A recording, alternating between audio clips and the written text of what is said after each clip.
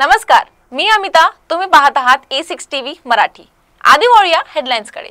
मुख्यमंत्री देवेंद्र फडणवीसांची सर्वात मोठी घोषणा. अखेर नितेश राणेंची ती मागणी मान्य. धांगेकरांवर कारवाई, मग नवी मुंबईचं काय, असं उदय सामंत.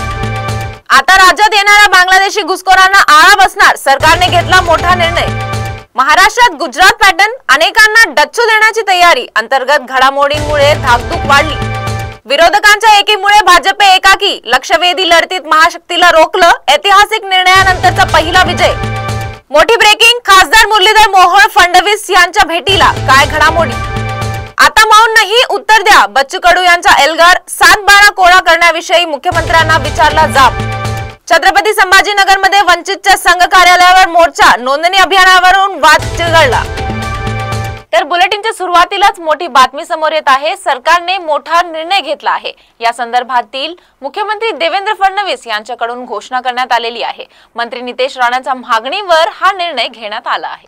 यंदा महाराष्ट्राला पावसाचा चांगलाच तडाखा बसला. पावसामुळे शेतकऱ्यांचा प्रचंड नुकसान झाला. ऐन हातातोंडाशी आलेला घास निसर्गाने हरवून घेतला.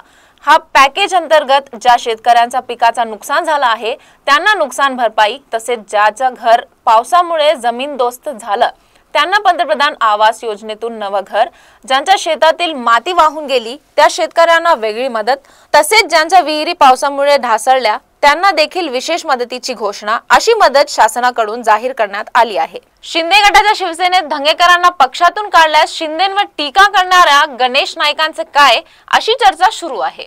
उदय सामंत यांनी केलेल्या एका वक्तव्यामुळे शिवसेनेचे धंगेकरांना अभय आहे का, असा प्रश्न निर्माण झाला आहे. सामंत यांनी म्हटले आहे की ते एकनाथ शिंदे यांच्याशी चर्चा करतील आणि गरज पडल्यास पुण्यात जाऊन धंगेकरांची भेट घेतील, कारण ते त्यांचे सहकारी आहेत.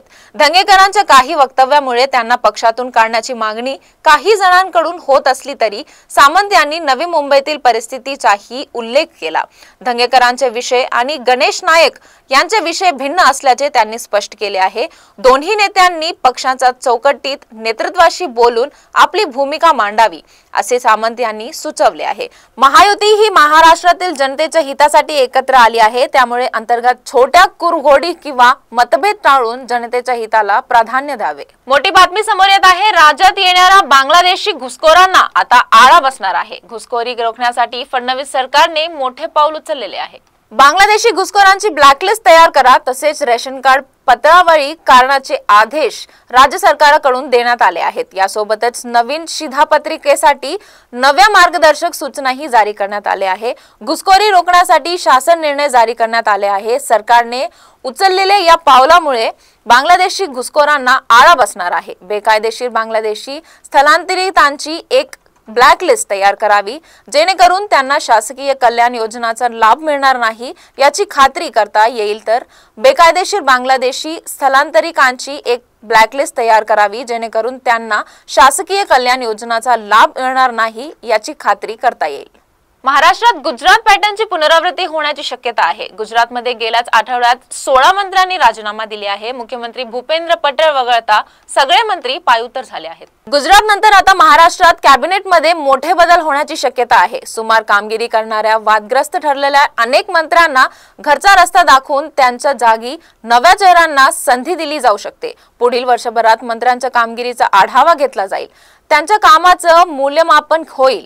त्यामुळे अनेक मंत्र्यांची धाकधूक वाढली आहे. शिंदे सेनेचे अनेक मंत्री वर्षभरात गोत्यात आले होते, त्यामुळे त्यांच्यापैकी कुणाकुणाला नारळ मिळणार याची चर्चा आतापासूनच रंगू लागली आहे. तर जम्मू काश्मीरमध्ये राज्यसभेचे 4 जागांसाठी झालेल्या निवडणुकीत नॅशनल कॉन्फरन्सने 3 जागा जिंकून आपले वर्चस्व सिद्ध केले आहेत. भाजपला एका जागेवर समाधान मानावे लागेल. विशेष राज्याचे दर्जा रद्द झाल्यानंतर झालेल्या या पहिल्या निवडणुकीत विरोधकांच्या एकजुटीमुळे नॅशनल काँग्रेसने 3 उमेदवार विजयी झाले आहेत. जम्मू काश्मीरच्या राज्यसभेचे 4 जागांसाठी झालेल्या निवडणुकीचे निकाल जाहीर झाले आहेत. 4 पैकी 3 जागा जिंकत सत्ताधारी नॅशनल कॉन्फरन्सने ताकद दाखवली आहे, तर भाजपला 1 जागेवर यश मिळालं आहे. जम्मू काश्मीरमध्ये भाजप प्रमुख विरोधी पक्ष आहे. नॅशनल कॉन्फरन्सचे चौधरी मोहम्मद रमजान, सज्जाद अहमद किचलू आणि शमी ओब्राय यांनी विजय मिळवला आहे, तर भाजपचे सत शर्मा यांनी बाजी मारली आहे. त्यांना 32 मतं मिळाली. भाजपचे खासदार आणि केंद्रीय मंत्री मुरलीधर मोहोळ यांच्यावर शिवसेना नेते रवींद्र धंगेकर यांनी आरोपांच्या फेरी सुरू ठेवल्या असताना मुरलीधर मोहोळ यांनी मुख्यमंत्री देवेंद्र फडणवीस यांची वर्षा निवासस्थानी भेट घेतल्याची सूत्रांनी म्हटले आहे। रवींद्र धंगेकर यांच्या मोहोळ यांच्यावरील रोजच्या आरोपाने पुण्यातील राजकीय वातावरण तापलेलं आहे। अशा वातावरणात आज संध्याकाळी केंद्रीय राज्यमंत्री मुरलीधर मोहोळ यांनी वर्षाचा या शासकीय निवासस्थानी जाऊन मुख्यमंत्री देवेंद्र फडणवीस यांची भेट घेतल्याने उलटसुलट चर्चांना सुरुवात झाली आहे। ही भेट किती वेळ झाली आणि या भेटीत मोहोळ यांची फडणवीस यांच्याशी नेमकी काय चर्चा झाली हे कळलेलं नाही। मात्र अशा आरोपांच्या पार्श्वभूमीवर ही भेट झाल्याने यास महत्त्व आल्याचे म्हटले जात आहे।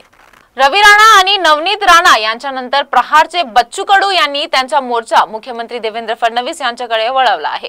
शेतकऱ्यांच्या 7-12 कोरा करण्याविषयी त्यांनी पुन्हा एकदा आंदोलनाची हाक दिली आहे। अमरावतीत प्रहार संघटनेचे अध्यक्ष बच्चू कडू यांचा मुख्यमंत्री देवेंद्र फडणवीस यांच्यावर निशाणा साधला आहे।